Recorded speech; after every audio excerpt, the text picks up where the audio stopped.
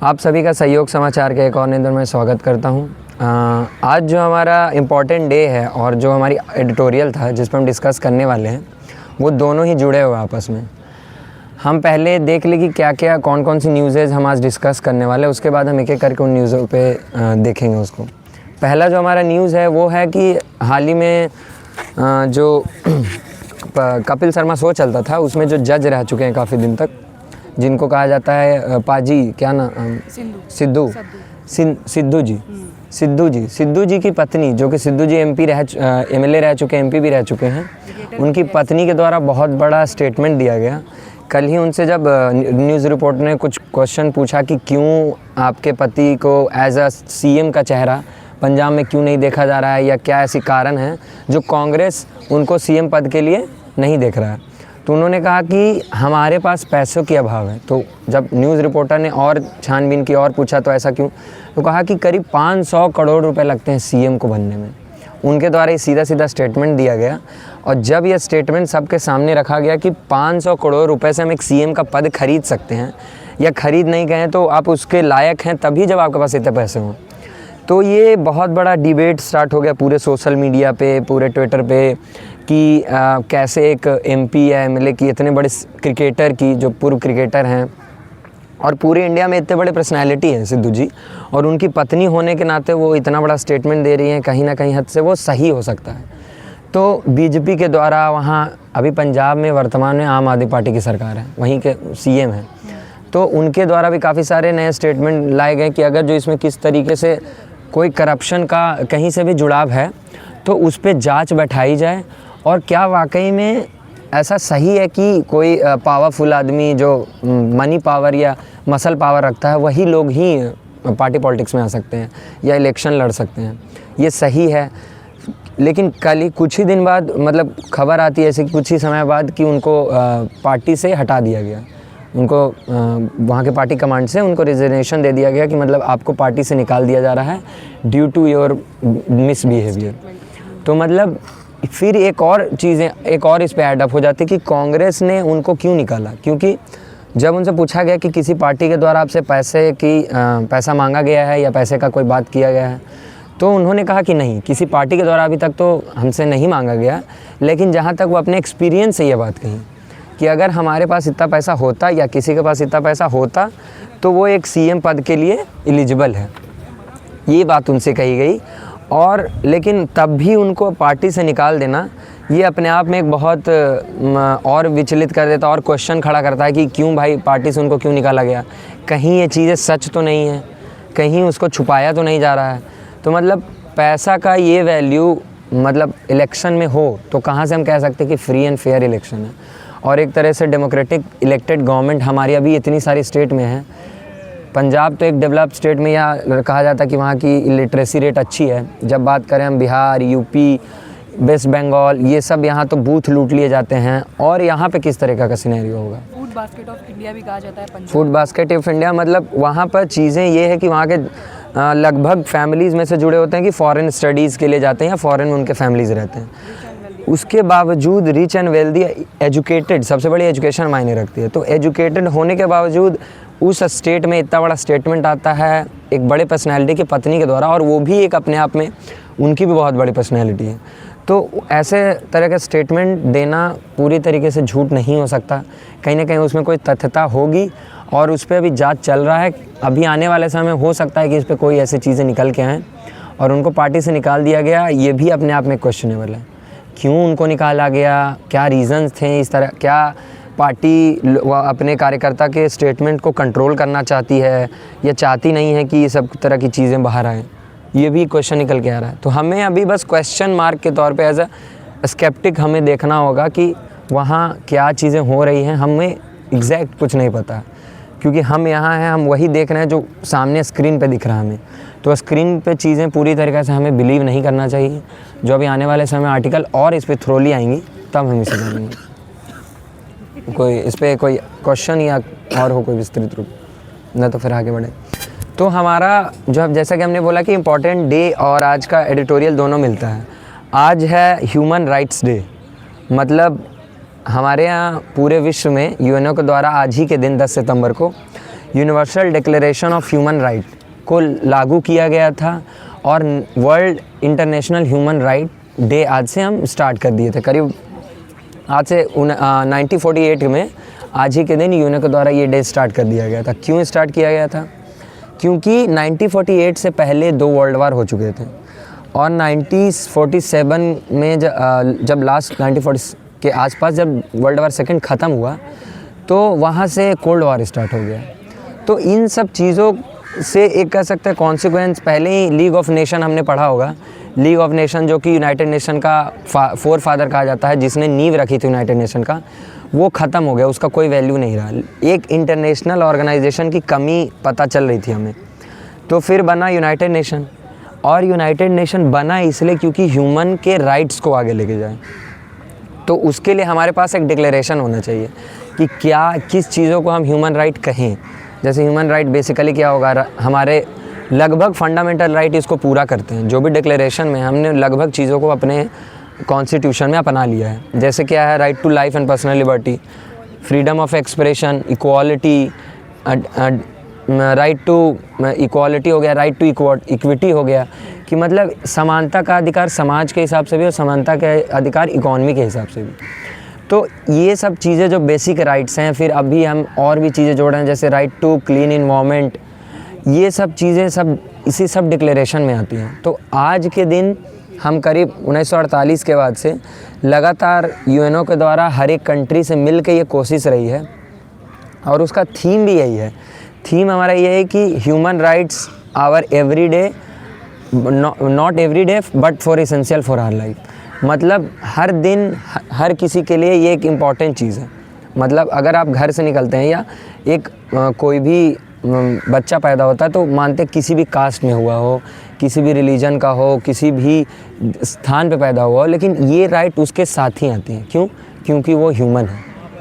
तो ये राइट ना किसी जेंडर, ना किसी आपके इकोनॉमिक बैकग्राउंड, ना किसी आपके on the basis of anything ये नहीं है, बस बल्कि बेसिस इसका इसलिए है क्योंकि आप एक मानव हैं और एज अ मानव, एज अ ह्यूमन आपको ये राइट गिफ्ट में दी जाती है। क्योंकि जब बात करते हैं ह्यूमन डेवलपमेंट की, तो ह्यूमन डेवलपमेंट तभी होगा जब उसको सिक्योरिटी प्रोवाइड हो, प्रोटेक्शन प्रोवाइड हो। और वो प्रोटेक्शन कब आता है? जब आदमी के पास कुछ राइट्स हो, उसके अपने अधिकार हो, क्योंकि अधिकार ही पावर देती है। हमारे देश, हम अपने नेताओं को अधिकार दिए हैं कि हमारे लिए वो पॉलिसी बनाए, तो अधिकार से ही हमारे लिए वो एक पावर लेके आते हैं कि हाँ हम आपके लिए पॉलिसी बनाएंगे।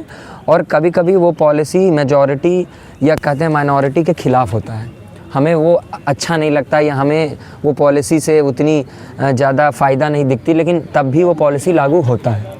तो राइट्स देते हैं तभी हम अपने एक रिस्पॉन्सिबिलिटी आती है, डेवलपमेंट आता है। मतलब राइट से सीधा सीधा डेवलपमेंट जुड़ा हुआ है। अगर किसी को डेवलप करना है तो आप उसे उसका राइट दे दें, right to education, right to life, ये सब चीज़ें, राइट टू हेल्दी लाइफ। तो ह्यूमन राइट के एडिटोरियल में भी दूसरा जो एडिटोरियल वो भी इसमें राइटर ने यही कहा है कि किस तरीके से पूरे वर्ल्ड में प्राइवेटाइजेशन और पब्लिक सेक्टर में क्या कॉन्ट्रास्ट हो रहा है। मतलब आज एजुकेशन और जो हेल्थ एक बेसिक नेसेसरी नीड है हर एक लोगों के लिए, वो एक लेविश थिंग बनते जा रही है, एक प्रिविलेज चीज़ बनते जा रही है कि अमीर लोगों के पास या कोई अच्छे घर से आते हैं या कोई अच्छे बैकग्राउंड से आते हैं तभी उनको ये सब चीज़ें मिलेगी। जैसे हमारे इंडिया में ही देखें तो जो बड़े बड़े हॉस्पिटल्स हैं उसमें लगभग लोग हम या तो नाम सुने होंगे या तो बस जानते होंगे कि बड़े बड़े सेलिब्रिटीज़ ही वहाँ जाते हैं। अभी धर्मेंद्र जी कुछ दिन पहले हमारे बीच नहीं रहे, तो उनको भी जिस अस्पताल में दिखाया जा रहा था वो कोई आम अस्पताल नहीं थी, वो एक अच्छा मल्टी फंक्शन, मतलब कहें तो उसको 5 स्टार होटल से कंपेयर कर सकते हैं। उसमें काफ़ी सारे एकदम इक्विपमेंट्स, लेटेस्ट टेक्नोलॉजी और डॉक्टर भी बहुत बाहर फॉरेन स्टडीज़ करके आए हैं। तो ये जो चेंजेस हैं वो भी इंडिया के सिटीज़न हैं, हम भी इंडिया के सिटीज़न हैं। और हम तो कहें तो हम तो एक तरीके से प्रिविलेज हैं, लेकिन हमारे से नीचे जो गवर्नमेंट हॉस्पिटल पे पूरी तरीके से डिपेंडेंट हैं उनको बहुत प्रॉब्लम झेलने को मिलता है। तो राइटर यहाँ यही कह रहा है कि ह्यूमन राइट्स में जब हम उनको राइट टू एजुकेशन और राइट टू हेल्थ ही नहीं देंगे तो किस तरीके से कहेंगे कि आज हम ह्यूमन राइट डे मना रहे हैं या world human right day celebrate कर रहे हैं। तो प्राइवेटाइजेशन ने एजुकेशन को और हेल्थ को इतना महंगा कर दिया है कि जो मेजॉरिटी पॉपुलेशन, जो कॉमन सिटीजन, उससे काफ़ी दूर चला गया ये चीज़ें। वो बस लोग बाहर से स्क्रीन के इधर से ही देख सकते हैं, वो उसको फील नहीं कर पा रहे हैं, वो उसका यूज़ नहीं कर पा रहे हैं। मतलब कहा जाता है कि जब भी लीगल में भी सेम कहावत है कि आप में कोई केस में फंस जाए तो आपकी पूरी एक्सपेंसेस ख़त्म हो जाती है। सेम चीज़ होती है हेल्थ केयर में कि गलती से भी आपको कोई छोटी बीमारी या बड़ी बीमारी, कैंसर भगवान न करे, से किसी फैमिली को भी हो जाए तो पूरे फैमिली का एक्सपेंस ख़त्म हो जाता है। एक फैमिली का नहीं, एक फैमिली के मेम्बर का नहीं, पूरे फैमिली का। उधार तो अलग ही बात है, वो अपने एसेट्स हम बेच देते हैं। क्यों? क्योंकि हमारे पास एक बेसिक हेल्थ इंश्योरेंस नहीं है। बेसिक हमारे पास एजुकेशन के लिए लोन का क्राइटेरिया नहीं है। एजुकेशन हमारा मतलब एजुकेशन जितने इंस्टीट्यूट हैं लगभग जो ऐसी नहीं है कि गवर्नमेंट के द्वारा जो एजुकेशन इंस्टीट्यूट है वहाँ अच्छी पढ़ाई नहीं हो रही है। केवी है, फिर हमारा नवोदय विद्यालय है, तो ये सब, और IITs बेस्ट एग्जांपल है। तो इसके बावजूद लेकिन कहाँ दिक्कत आ रही है, जैसे यूनिवर्सिटी, सेंट्रल यूनिवर्सिटीज़, गवर्नमेंट के लोकल स्टेट गवर्नमेंट के स्कूल्स, यही कंपेयर कर ले यूपी के गवर्नमेंट स्कूल और केरला के गवर्नमेंट स्कूल। तो केरला के लोग वहाँ से पढ़ के फ़ॉरेन तक चले जाते हैं। हमारे यहाँ क्या है कि गवर्नमेंट स्कूल में आप पढ़ के वहाँ की अपनी स्टेट बोर्ड को भी एग्ज़ाम को पास नहीं कर पाते हैं। लगता है मैक्सिमम साउथ में जो भी गवर्नमेंट स्कूल होंगे वो अच्छे होंगे ना, यूपी और बिहार के अकॉर्डिंग।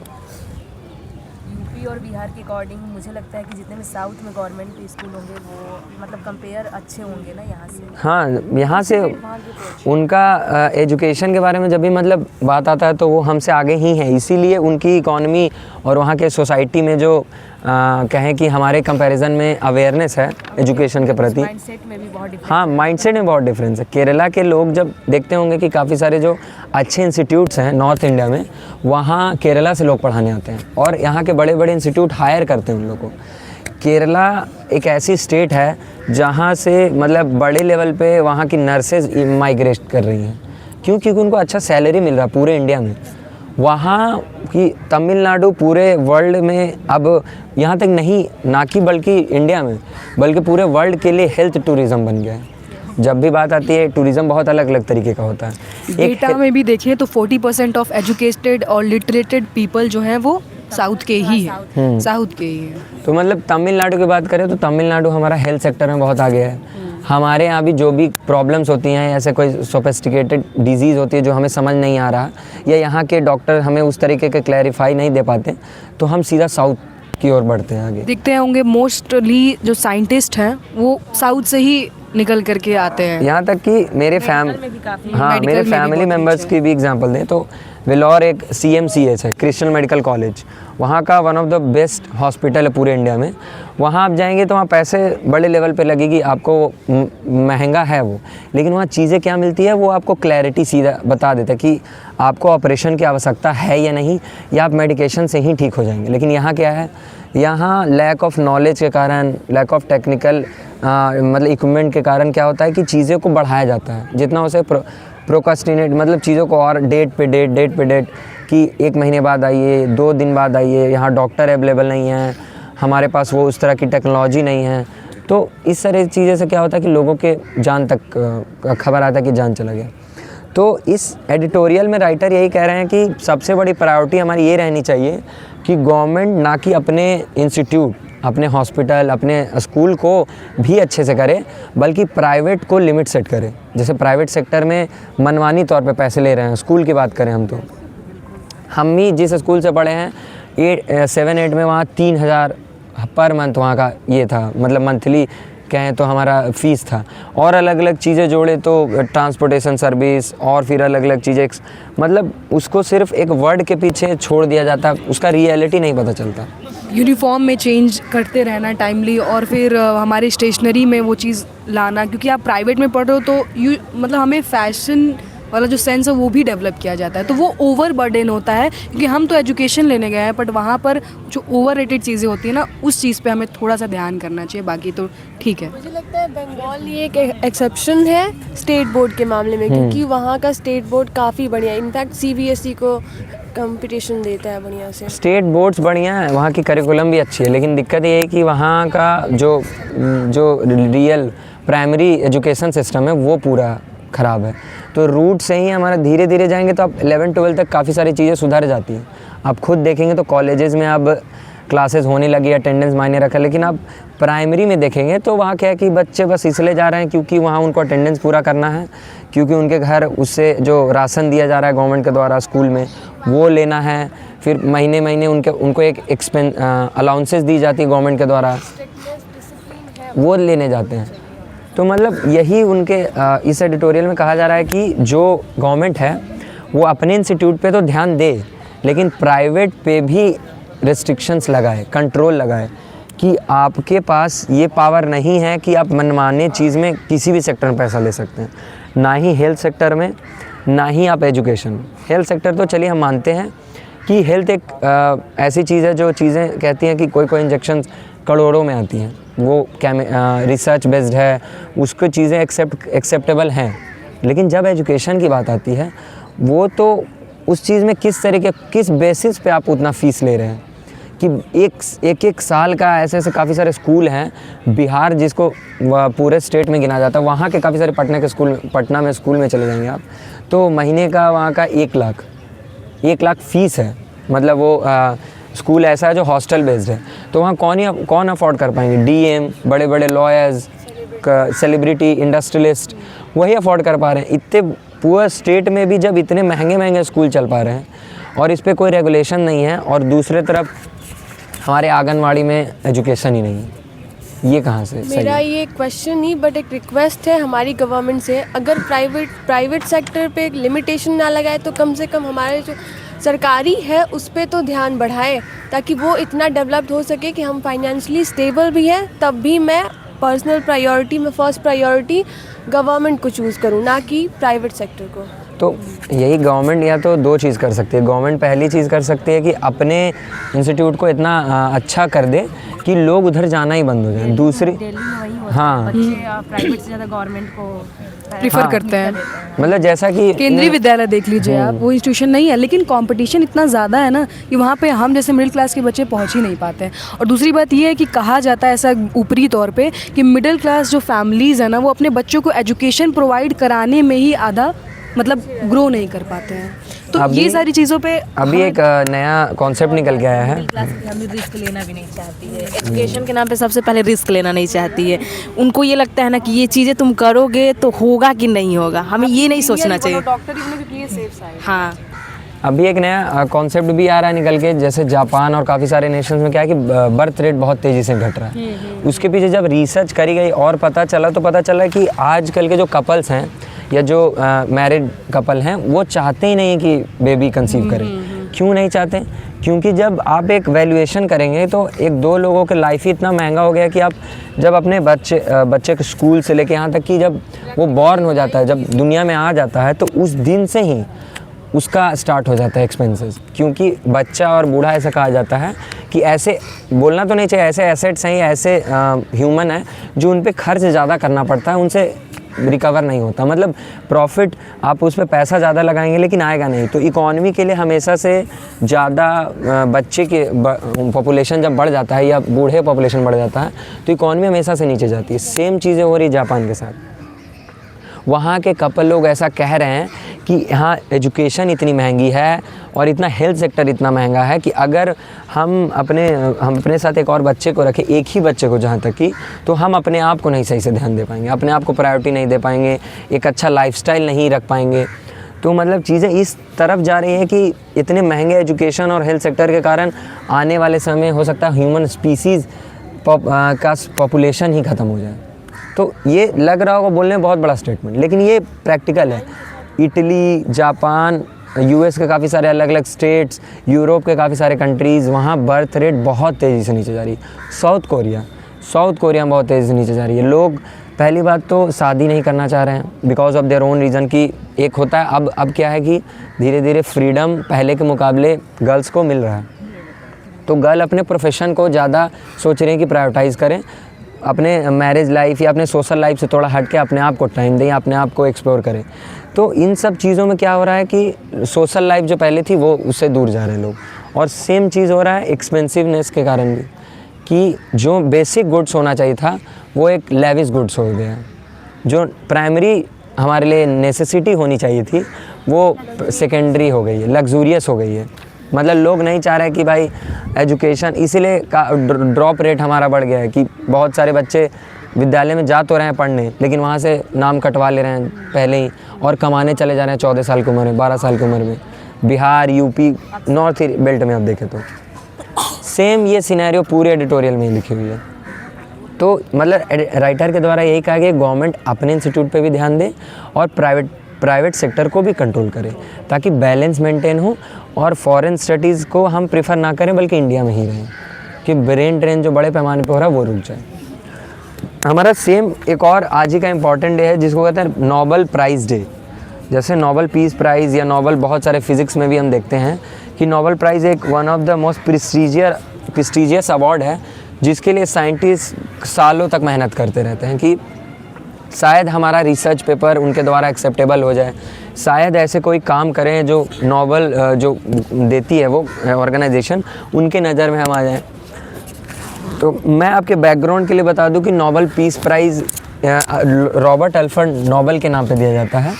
वो ऐसे साइंटिस्ट थे, हम जब भी पेटेंट की बात करते हैं, हम ऐसा साइंटिस्ट की बात जब भी आती है तो पेटेंट की बात आती है कि हर एक साइंटिस्ट के नाम पे काफ़ी सारा पेटेंट है। तो जब हम बात करते हैं अल्फ्रेड नोबेल की तो उनके नाम पे करीब 350 पेटेंट थे। 1-2 पेटेंट करने के लिए आपके काफ़ी सारे समय रिसर्च लगती हैं, तब उनके नाम पे 350 से ऊपर पेटेंट थे। और वो खुद एक one of the most famous scientist थे। क्यों? क्योंकि उन्होंने डायनामाइट का खोज किया था और डायनामाइट से उन्होंने इतना कमाया, इतना उनका रिटर्न आता था उनके क्योंकि जब भी आप कुछ भी चीज़ों को इन्वेंट करते हैं तो आप पे उसका पेटेंट हो जाता है, आपके पूरे लाइफ के बाद भी आपका पेटेंट रहता है।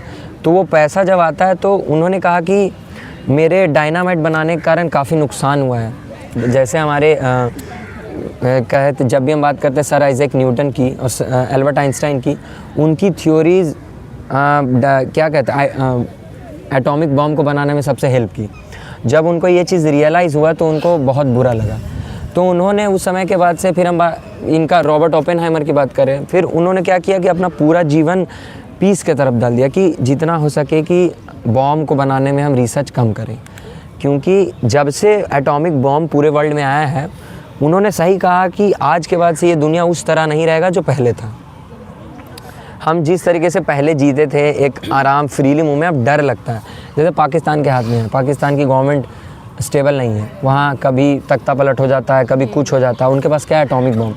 क्या पता वहाँ की आर्मी के दिमाग में क्या आ जाए कि इंडिया पे गिरा दे या किसी भी कंट्री जो इनके दुश्मन है उस पर वो बॉम्ब गिरा दे। तो बॉम्ब तो गिर जाएगी। हमारी पॉलिसी क्या है कि पहले हम कभी भी किसी पे एटॉमिक बम हमला नहीं करेंगे, लेकिन इंडिया दूसरा मौका नहीं देगा, ये इंडिया की पॉलिसी है। तो फिर वो वर्ल्ड वार होने से कोई नहीं रोक सकता। तो उस दिन के बाद से आज तक, और सेम चीज़ डायनामाइट की खोज के बाद हुई। डायनामाइट की खोज के बाद से इतने बड़े लेवल पे ये बॉम्ब का यूज़ होने लगा कि इनको रियलाइजेशन हुआ कि ये जो चीज़ मैंने बनाया है ये किसी तरीके से ह्यूमन डेवलपमेंट में ना कि ह्यूमन डिस्ट्रक्शन में हेल्प कर रहा है।